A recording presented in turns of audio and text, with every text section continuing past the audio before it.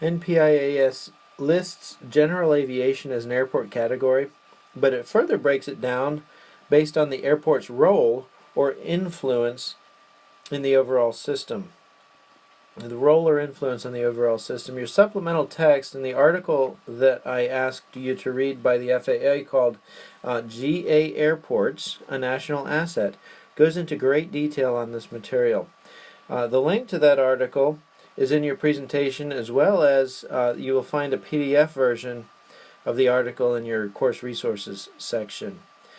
General aviation airports serve valuable functions for the overall nation and the economy. This chart explains a little of that, and the article goes into great length to articulate the valuable asset GA is to our overall nation. Not just those people who are flying in GA, but the asset that GA is to the nation as a whole. Now, to be categorized as a general aviation airport, it has to have either less than 2,500 annual passenger enplanements in commercial service, or have no commercial service at all. To be counted, though, it must have at least 10 locally based aircraft and be located at least 20 miles away from the nearest NPIAS airport, so that there is no redundancy, that the federal government is not giving taxpayer money to two different airports that are located 3 or 4 or 5 miles away from each other.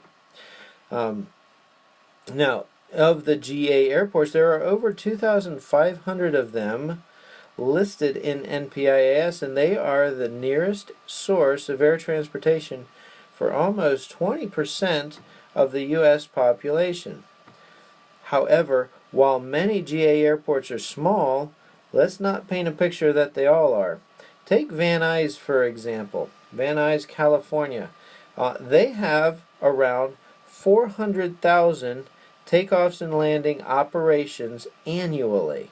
That's the same amount as Atlanta, Georgia. Atlanta, Georgia right now is the #1 busiest large hub airport in the nation. Same number of takeoffs and landings annually as Van Nuys, California, a GA airport.